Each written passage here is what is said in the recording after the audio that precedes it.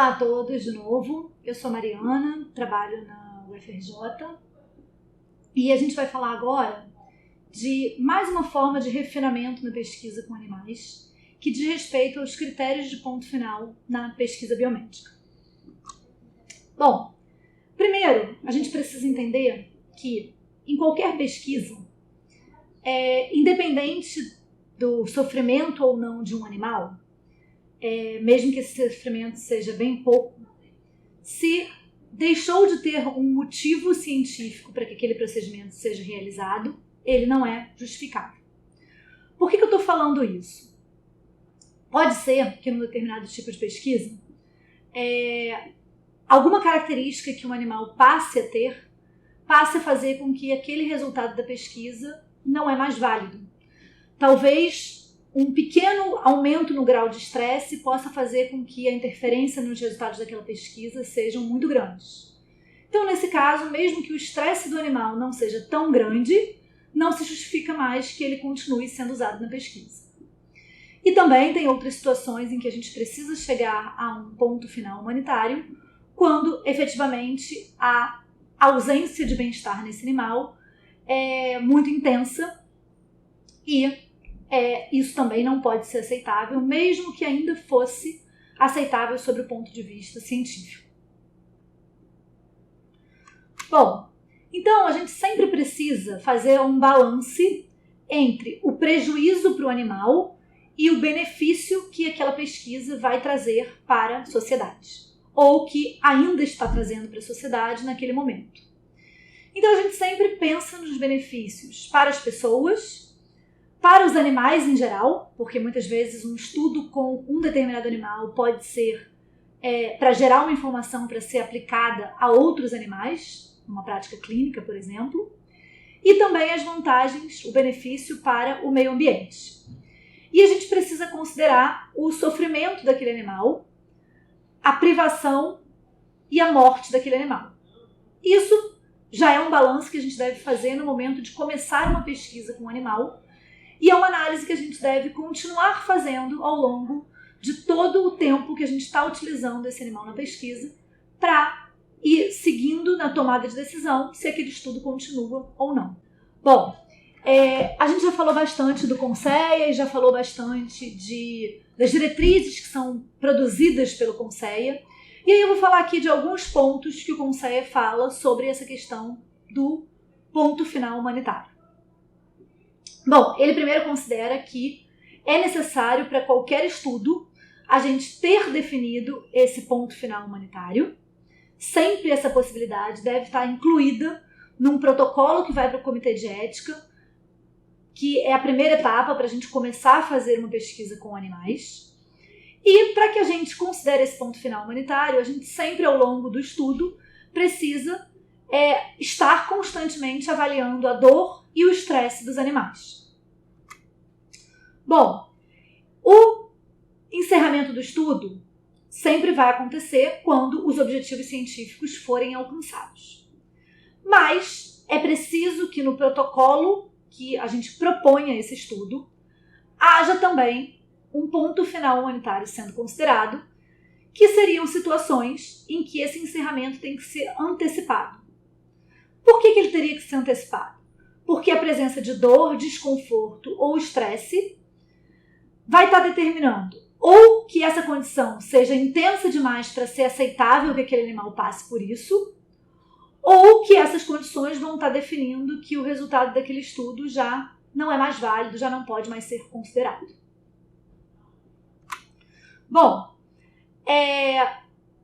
o ponto final humanitário pode incluir adotar um novo tratamento da dor, do desconforto ou do estresse, se isso for possível. Eu tinha um determinado protocolo analgésico, o animal continua com dor, o ponto final é fazer um novo tratamento. E que talvez esse animal, com um novo tratamento feito, não possa continuar no estudo, porque seria um ponto de interferência nesses resultados. Interrupção do procedimento doloroso que está sendo feito, exclusão do animal do estudo, que pode vir junto com os dois anteriores, e morte humanitária desse animal, caso ele realmente já tenha uma condição que, mesmo que ele saia do estudo, ele vai continuar sofrendo. Então, Então, todo projeto de pesquisa tem que conter essa descrição de quais são os critérios de bem-estar que vão ser avaliados ao longo do estudo e, dentre essas considerações que a gente faz de avaliação dos critérios de bem-estar, que ponto que a gente consideraria que já estaria acima do aceitável para aquele estudo, para que o animal seja retirado. Esses critérios vão ser avaliados pela CEUA e vão ser discutidos antes do projeto ser aprovado. É importante entender que o que você vai avaliar de bem-estar para cada estudo é variável. Por exemplo, se eu tenho um estudo que eu faço um determinado fármaco que vai gerar uma alteração no sistema respiratório, e depois que eu fizer essa intoxicação, esse animal vai ser mantido vivo por 3 dias. Vão ter determinados parâmetros, tanto de bem-estar geral, quanto de avaliação do sistema respiratório especificamente, que eu vou ter que considerar. Se esse mesmo estudo fosse feito e esse animal fosse mantido vivo só por 1 hora depois dessa intoxicação, talvez alguns parâmetros que eu analisaria e que eu consideraria quando ele é mantido por mais tempo não sejam os mesmos do que quando eu esteja mantendo ele de forma aguda.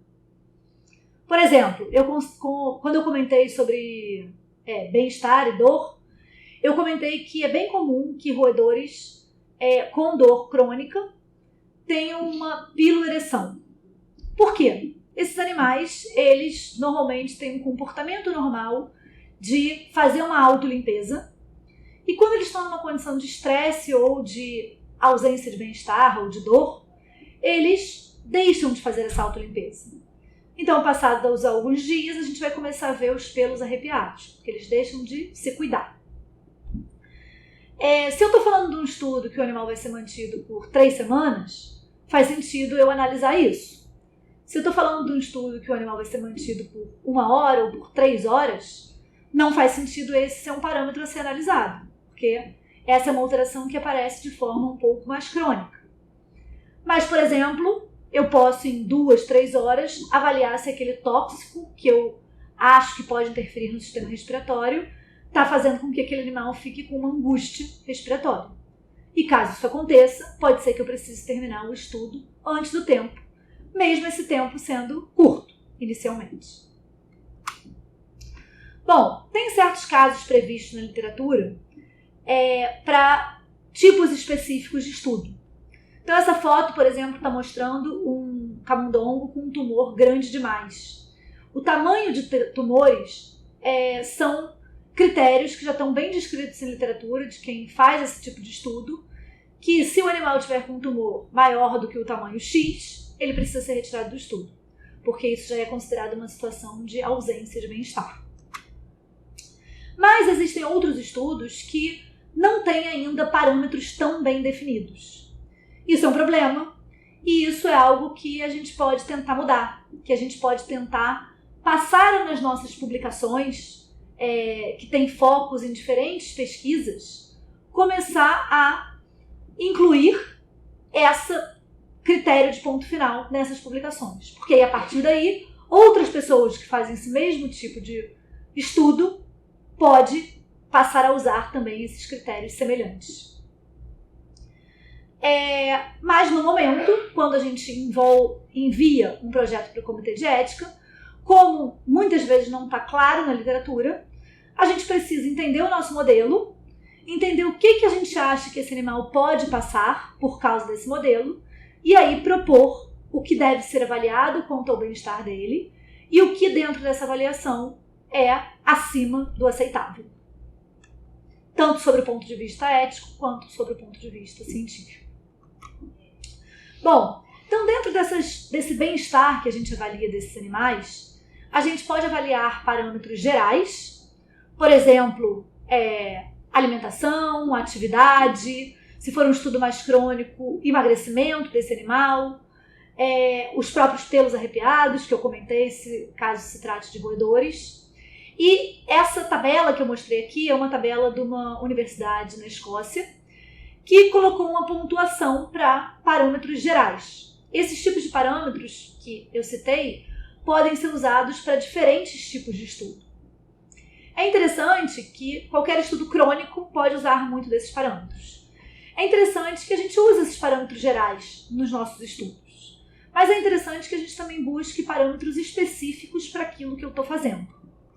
Então, por exemplo, essa tabela aqui, que é uma tabela da mesma universidade, está falando de um protocolo específico. Ela está falando de um protocolo que é feita a cateterização de artéria carótida e veia jugular em ratos. E esses ratos são mantidos vivos depois dessa cateterização. Então, além dos parâmetros gerais que a gente citou anteriormente, é preciso avaliar, por exemplo, o dano da cânula, se eles têm sinais de alteração do sistema nervoso central, que pode acontecer por alguma contaminação dessa cânula, por exemplo.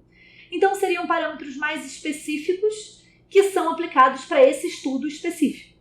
Então, é esse tipo de raciocínio que cada pesquisador deve fazer na hora de estabelecer os critérios de ponto final para cada um dos seus estudos.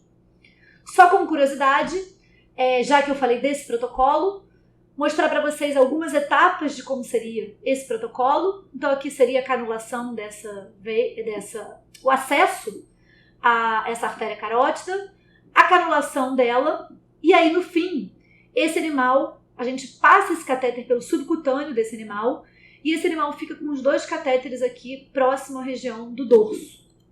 Então, dá para ver aqui que esse animal fica na caixa com esses 2 catéteres, e que em determinados momentos vão ser ou coletados materiais desse catéter, ou esse catéter vai ser conectado a um monitor e vai ser feito algum tipo de avaliação para diferentes estudos.